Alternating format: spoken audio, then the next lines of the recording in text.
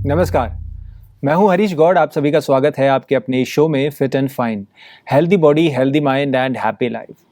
हम आप सभी की समस्याओं को, आप सभी के हेल्थ से जुड़े हुए क्वेश्चंस को डॉक्टर साहब के सामने रख रहे हैं और उन सभी का समाधान जानने की कोशिश कर रहे हैं। आज भी कुछ ऐसा ही करेंगे। आप सभी के आए हुए हेल्थ से जुड़े हुए, चाहे वो मेंटल हेल्थ हो, चाहे वो फिजिकल हेल्थ हो, उससे जुड़े हुए क्वेश्चंस को डॉक्टर साहब के सामने रखेंगे। उन सभी समस्याओं का समाधान डॉक्टर साहब से जानेंगे।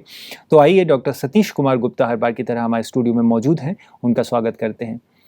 डॉक्टर साहब, वेलकम टू आवर शो। ओम शांति।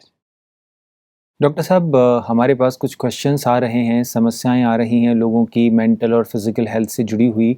हम उन समस्याओं को आपके सामने रखते हैं और आप अपने 40 साल के एज अ डॉक्टर अनुभव के आधार पर और 25 साल की रिसर्च के आधार पर उनके समाधान और इलाज बताने की कोशिश करते हैं। तो आज भी हमारे पास कुछ क्वेश्चंस आए हैं, वो हम आपसे शेयर करना चाहेंगे लोगों के। डॉक्टर साहब, हमारे पास पहला क्वेश्चन है सिमरन शर्मा का, जो गुड़गांव से हैं। इन्होंने लिखा है, मेरी उम्र 28 साल है और मुझे 16 साल की उम्र में ही चश्मा चढ़ गया था। मेरी लेफ़्ट आई में 2.5 और राइट में 3 नंबर लगा हुआ है। मुझे चश्मा उतारने के लिए क्या करना चाहिए? मुझे ये चश्मा उतारने की बहुत ही तीव्र इच्छा है, कृपया उपाय सुझाएं। स्फेरिकल एरर है और दूर की नज़र भी इनकी कमज़ोर है। बेसिकली जब ये स्फेरिकल एरर के साथ होता है तो यूजली हमारी कहीं 2-3 बातें होती हैं जिनको आप ठीक करें तो आपका चश्मा नंबर कम हो सकता है और ख़त्म भी कर सकते हैं। पहली तो बात है कि आपका जो पढ़ने का पोस्चर है, वो पढ़ने का पोस्चर जो है ठीक होना चाहिए। कमर सीधी करके, गर्दन सीधी करके होना चाहिए। वो बहुत ज़्यादा आजकल इंटेलिजेंस जो हम करते हैं, सारा दिन मोबाइल देखते रहते हैं या कुछ ना कुछ टेलीविज़न देखते रहते हैं, सोशल मीडिया में फंसे रहते हैं, तो लगातार गेज़ जो हमारी लगी रहती है उससे भी हमारी आंखें ख़राब होती हैं। प्लस हमारी जो इनटेक ऑफ विटामिन ए है ना, कैरोटीन्स, तो हमारी अच्छी मात्रा में नहीं हो तो उससे भी हमारी आंखों का नंबर बदलता है। तो अच्छी मात्रा में कैरोटीन समझ लीजिए, इसमें विटामिन ए जैसे स्पेशली आजकल आम अवेलेबल हैं, सर्दी में गाजर अवेलेबल होती है ना, और भी बहुत सारे फूड्स हैं जहाँ पर हमें विटामिन ए अच्छी मात्रा में मिलता है। और डेली हम फूड में इंटेक भी हमारी दवाई के रूप में भी ले सकते हैं, टैबलेट्स के रूप में भी ले। पर अगर हमारा फूड भी अच्छी अमाउंट में है, मतलब फूड में अच्छी अमाउंट में जैसे हम ले रहे हैं, अगर जैसे देसी घी या बटर, इसमें भी काफ़ी मात्रा में अमाउंट में होता है, विटामिन ए होता है ना। और जितने भी ग्रीन और कलर्ड वेजिटेबल्स होती हैं उनमें कैरोटीन्स बहुत होते हैं। तो आँखों की डेवलपमेंट के लिए बहुत ज़रूरी कैरोटीन्स हमारे फूड में होना चाहिए। और हमें हमेशा कम से कम जो हम कोई भी चीज़ देखते हैं बीच में हमें आंखें बंद करनी चाहिए। हमें बहुत लंबा समय गेज़ नहीं करनी चाहिए। पढ़ाई करते हैं तो पढ़ाई में भी हमें बीच बीच में आंखें बंद कर लेनी चाहिए, खोल लेनी चाहिए लंबा समय से। टेलीविज़न और सोशल मीडिया आज भी बहुत ही खतरनाक चीज़ है, जो कि हमारा मोबाइल पे हम लगे रहते हैं। तो ये बहुत बड़ा कारण है बच्चों को यंग एज में चश्मा लग जाने का।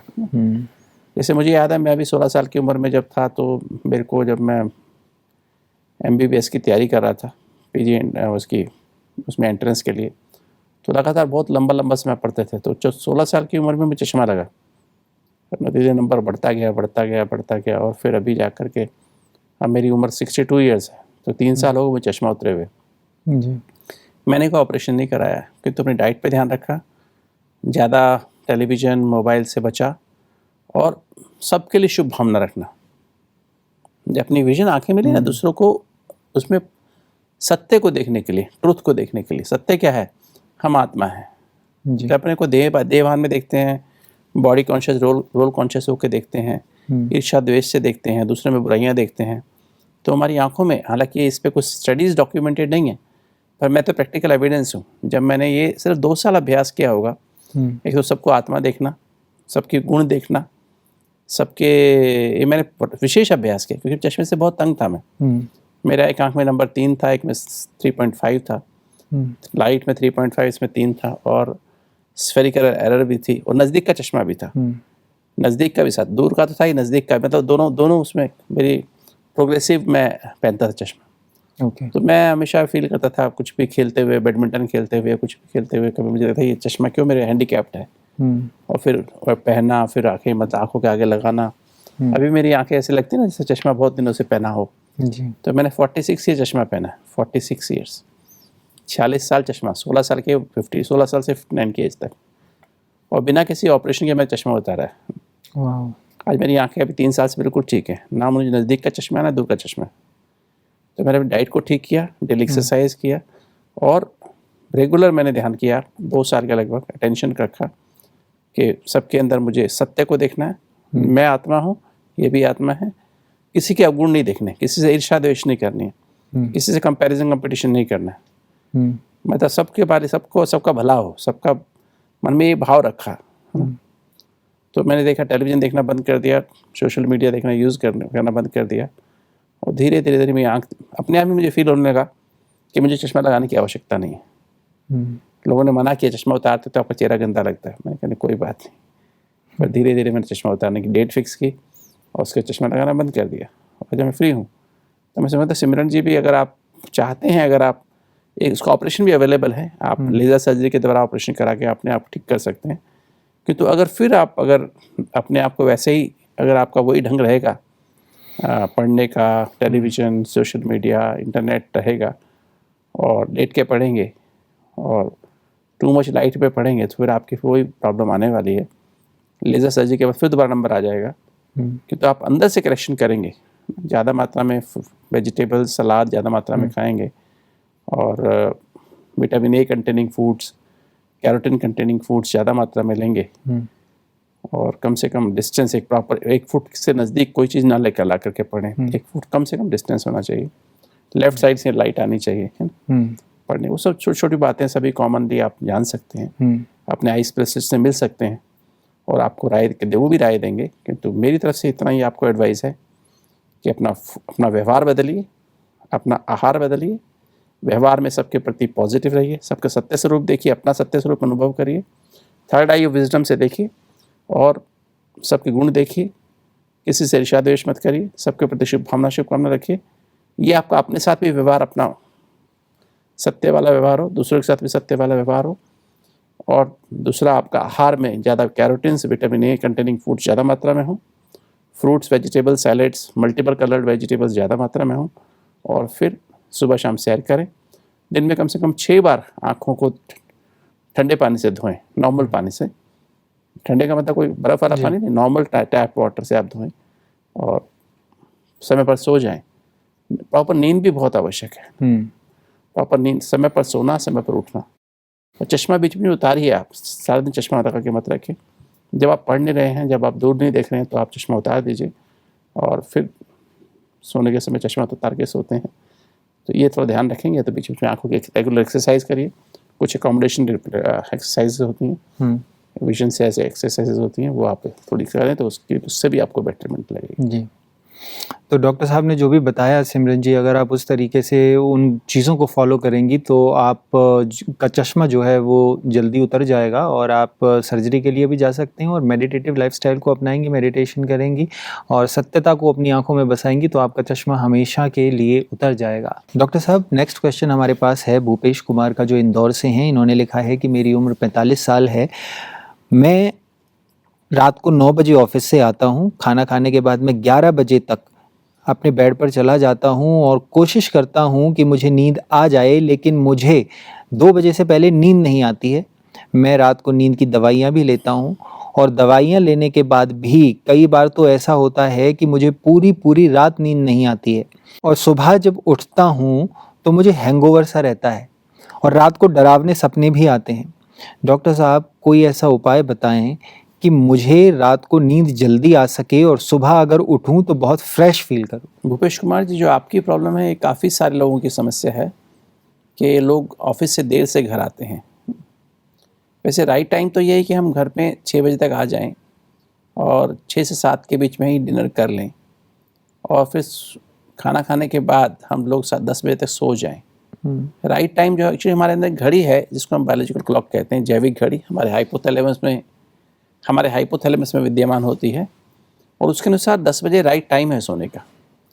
क्योंकि उसके पीछे भी कारण है, क्योंकि अगर हम जो 10 से 12 की जो पहली नींद होती है, पहली 2 घंटे की जो साइकिल होती है नींद की, तो पहली जो साइकिल होती है वो बहुत ही रिफ्रेशिंग होती है और 10 से 12 की पहली साइकिल होती है जी। अगर 10 बजे से 5-10 मिनट पहले भी पहले सो जाते हैं तो उससे हमें बहुत फ़ायदा होता है।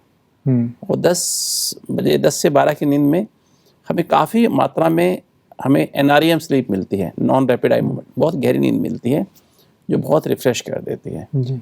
और जो हमारी जैसे 12 से 2 के बीच में अगर हम सोने जाते हैं, बीच में सोते हैं, तो उसमें हमारी NREM स्लीप और कम हो जाती है, और 2 से 4 में और कम, और 4 से 6 अगर सोते हैं तो उसमें तो बहुत ही ज़्यादा हमारी रैपिड आई मूवमेंट, सपने वाली नींद, 4 से 6 वाली नींद जो होती है उसमें हमारे सपने, ड्रामनेस, जैसे आपने कहा मुझे ड्रामने सपने अधिक आते हैं, तो ड्रामने सपने, टेरर ड्रीम्स आते हैं उसमें, और हमें बहुत ख़राब लगता है। सुबह उठ करके हम स्पेशली 4 से 6 सो रहे होते तो उसमें हमारे सारी एनर्जी ड्रेन हो जाती है।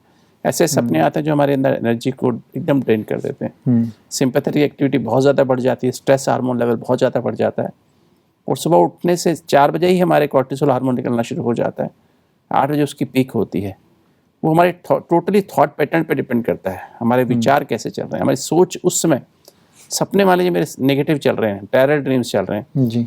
खतरनाक सपने हैं जो इसमें डर पैदा हो रहा है, तो वो मेरे विचार जो है मेरे कॉर्टिसोल हार्मोन को ज़्यादा निकालेंगे एड्रेनल ग्लैंड से, और कॉर्टिसोल हार्मोन निकलेगा ज़्यादा तो हमारा जो सारा दिन जल्दी, चिंता, गुस्सा, थके जैसे इरिटेटेड, सारा दिन चिड़चिड़ापन रहेगा, एफिशिएंसी होगी नहीं, और फिर एक हमारा जो थकावट है सारा दिन कैरी फॉरवर्ड होती जाती है। तो इसलिए में बहुत ज़रूरी है हम रात को टाइम पे सोएं। आप भूपेश कुमार जी, आप कोशिश करें अपने ऑफिस से जल्दी आप निकलें, घर पे 6 बजे तक पहुँचें, जल्दी वाइंड अप करें, और क्योंकि कोई भी ऑफिस में 8 घंटे से ज़्यादा काम नहीं लिया जाता है यूजुअली एम्प्लॉय से। आपको वाइंड अप करके अपने घर पहुँचें, फ्रेश होकर के अपने डिनर करें, और डिनर भी लाइट डिनर करें। अगर टू मच डिनर कर लेते हैं, हैवी डिनर, और स्पेशली प्रोटीन अगर ज़्यादा मात्रा में लेते हैं रात को खाने में, जैसे दाल है, कढ़ी है, दही है, ऐसे खाने शाम को अवॉइड करें। पनीर है, ऐसी चीज़ें मत खाएं। हल्का खाना, कहते हैं ना, ब्रेकफास्ट राजा की तरह करना चाहिए, लंच मिडिल क्लास आदमी की तरह, और डिनर पॉपर की तरह करना, कंजूस आदमी की तरह। जी। सब्जी हो, हरी सब्जी, घिया, तोरी, टिंडे और इस तरह की सब्जी हो, और साथ में 1 या 2 चपाती हो, साथ में सूप हो, वेजिटेबल थोड़ा सा, तो अच्छी बात है। 1 कप दूध 9 बजे के आसपास ले लें, which is a good sedative also. उसमें काफ़ी मात्रा में सेरोटोनिन आदमी को मिल जाता है। तो अगर हम इस तरह की दिनचर्या बनाएं, 6 से 7 के बीच में डिनर कर लें, और अपने अंदर की घड़ी के अनुसार हम लोग समय पर सोने के लिए जाएं, बेड पर 9:30 के आसपास हम बेड पर चले जाएं, और सोने के बेड पे जाने से पहले एक बार दोबारा से, जैसे कहीं आप जाने के लिए, ऑफिस जाने के लिए तैयारी करते हैं सुबह, इस तरह से आप जाने के लिए, सोने के लिए भी तैयारी करें। सोने की तैयारी कैसे करनी है? आपको अच्छे से मुँह हाथ धो लें, ब्रश कर लें, और बालों में भी पानी लगा लें, फिर टॉवल से अच्छे से रब कर लें, और फिर अपने जैसे चेहरे पर जो भी आप लगाते हैं, क्रीम कुछ लगाते हैं, जो भी, बाल को कॉम्ब करें, और फिर बेड पर जाएं, और फिर एक लेटर लिखें परमात्मा के नाम।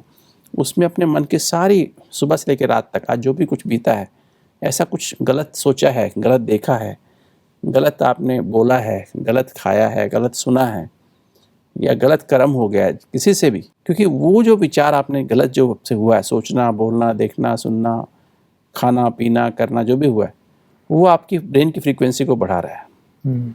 और तब से ब्रेन की, चेक कर लेते तो ब्रेन फ्रीक्वेंसी, आप उसको रियलाइज़ कर लेते हैं मेरी गलती यहाँ हो गई, और अपने आप को माफ़ कर देते हैं, और परमात्मा से शेयर कर लेते हैं, तो आपकी ब्रेन फ्रीक्वेंसी, मान लीजिए आप ब्रेन फ्रीक्वेंसी बीटा से बीटा प्लस चली गई, सुपर बीटा चली गई, या गामा में चली गई, तो जब आप अपने आप को रियलाइज़ कर लेंगे तो तुरंत आपकी ब्रेन फ्रीक्वेंसी मेरी 35 पहुँची हुई है, तो तुरंत वो रियलाइज़ करते 20 आ जाएगी कि मेरा ये गलत था, और मैं इसके लिए कल मैं नहीं करूँगा। जब आप रियलाइज़ करते ही 20 आ जाएगी।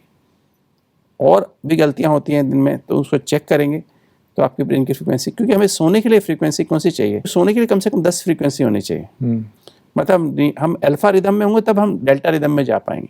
अगर हम बीटा प्लस सुपर बीटा में चले गए, अर्थात हमारी फ्रीक्वेंसी 20 से ज़्यादा हो गई, 25, 30, 35, 40 हो जाती है, तो हमें प्रॉपर नींद आएगी ही नहीं, क्योंकि वो नींद आने में हमको टाइम लगेगा। सपोज 40 पे मैं सोने गया, 35 पे सोने गया, तो मैं 11 बजे सोने गया, तो 12 बजे तक मेरी 20 होगी, है ना, और फिर 1 बजे जाके मेरी 10 होगी, और जाके 1:30-2 बजे मेरी जाके 6-7 हो पाएगी, तब मेरे को गहरी नींद का अनुभव होगा। और फिर मुझे सुबह जल्दी उठना है, क्योंकि ड्यूटी पे जल्दी जाना है, तो वो एक अजीब सी फीलिंग होती है, सारा हार्मोनल सिस्टम खराब हो जाता है। तो अपनी घड़ी के अनुसार जो अपने नियम बने हुए हैं ना अपने अंदर सिस्टम के, उस नियम के अनुसार चलें, तो भूपेश कुमार जी आपको नींद अच्छी आएगी, आप सारा दिन फ्रेश रहेंगे, आपके अंदर एफिशिएंसी बढ़ेगी, और आप ज़्यादा आउटपुट दे पाएंगे। आप परिवार भी आपसे खुश रहेगा, ऑफिस वाले भी खुश रहेंगे और आप भी अपने आप से खुश रहेंगे। जी। तो फिर आपको नींद की दवाई खाने की आवश्यकता नहीं पड़ेगी। तो भूपेश कुमार जी, डॉक्टर साहब की बताई हुई बातों पर अगर आप गौर करेंगे, उनको अपनाएंगे, तो आप देखेंगे आपको नींद की प्रॉब्लम जड़ से ख़त्म हो जाएगी और आप उस दिनचर्या को और उस जो डॉक्टर साहब ने बताया है तरीका सोने का, उसको अगर आप अपनाएंगे तो आपको जल्दी नींद आएगी और सुबह जल्दी उठेंगे, फ्रेश फील करेंगे। तो डॉक्टर साहब, अभी वक्त हो गया है fit and fine tip of the day का, तो आज आप कौन सी फिट एंड फाइन टिप देना चाहेंगे हमारे दर्शकों को? देखिए, सोच से ही हमारा जीवन बनता है। जैसा हम सोचते हैं वैसा हम बन जाते हैं। कहा भी जाता है as you think so you become, क्योंकि सोच से हमारी फीलिंग्स बनती हैं। जब कोई चीज़ को हम गहराई से सोचते हैं, इंटेंसली बार बार सोचते हैं, तो हमारी फीलिंग्स बन जाती हैं, इमोशंस बन जाते हैं। इमोशन से हमारे वाइब्रेशंस बनते हैं जो दूर दूर तक असर करते हैं। खाली आपके घर में नहीं, आपके घर के बाहर जो भी आपके रिश्तेदार हैं, जो भी जिनको भी आपके फ्रेंड्स हैं, जो भी आपके ऑफिस में काम करने वाले लोग, उन तक भी आपके वाइब्रेशन पहुंचते हैं। जिनके बारे में आप सोचते हैं वहाँ तक वाइब्रेशन, चाहे हज़ारों किलोमीटर दूर हो, वहाँ तक भी वाइब्रेशंस पहुँचते हैं, उनको टच होते हैं। इससे आपके संबंध बनते या बिगड़ते हैं। अगर अच्छा सोच रहे हैं तो संबंध पॉजिटिव हो जाते हैं, और अगर नेगेटिव सोच रहे हैं उनके बारे में तो वहाँ संबंध नेगेटिव हो जाते हैं। क्योंकि जैसी आपकी सोच है उसके अनुसार ही, और जैसा सोचते हैं, सबसे पहला असर तो आपके सिस्टम पर होता है, आपके ब्रेन की सेल्स पर होता है, और आपकी आंखों पर होता है, आपके पांचों कर्मेंद्रियों पर होता है, आपके शरीर के एक एक सेल पर होता है। तो टोटली हेल्थ जो बनती है वो टोटल आपके सोच पर बनती है। अगर आपकी सोच पॉजिटिव और सत्य पर आधारित है तो आपके शरीर में पॉजिटिव रिएक्शंस बनते हैं, पॉजिटिव केमिकल्स बनते हैं, एंडोर्फिन्स बनते हैं, पैरासिम्पैथिक सिस्टम एक्टिव होता है, जिससे आप रिलैक्स रहते हैं, आपकी एफिशिएंसी बढ़ती है। संबंध भी आपके सोच के आधार पर बनते हैं। तो संबंध जैसा आप सोचेंगे वैसे संबंध बनते हैं। आप वर्किंग रिलेशनशिप्स भी आपके उसी आधार पर बनते हैं। होमली रिलेशनशिप्स और वर्किंग रिलेशनशिप्स आपके सोच के आधार पर बनते हैं, और इस सोच से ही आपका समाज बनता है।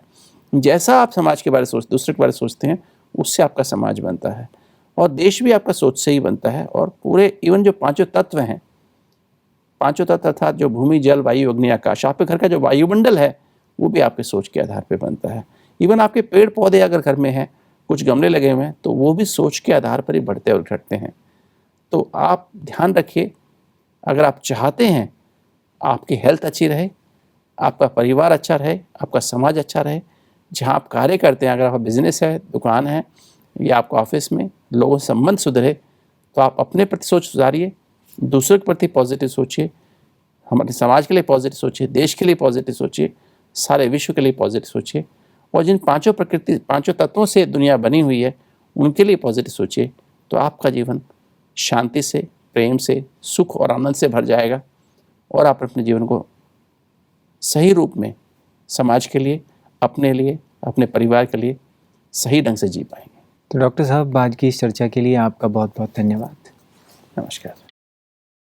हमने आज आपकी सभी समस्याओं को, आपके हेल्थ से जुड़े हुए क्वेश्चंस को डॉक्टर साहब के सामने रखा, और डॉक्टर साहब ने जो भी तरीका और जो भी रास्ता बताया उन समस्याओं से छुटकारा पाने का, अगर आप उस रास्ते को अपनाएंगे और उस जीवन शैली को अपनाएंगे तो आपको आपकी इन समस्याओं से छुटकारा मिल सकता है और जड़ से वो समस्याएं खत्म हो सकती हैं। अगर आपकी कोई भी शारीरिक या मानसिक समस्या है, बीमारी है, परेशानी है, तो आप हमें लिखकर भेज सकते हैं। नंबर्स आपकी स्क्रीन पर दिए जा रहे हैं। हम उन समस्याओं को आने वाले एपिसोड्स में इंक्लूड करेंगे और डॉक्टर साहब से जानेंगे उनके समाधान और उनका इलाज। तो आप देखते रहिए आपका अपना पसंदीदा show fit and fine, healthy body, healthy mind and happy life. धन्यवाद।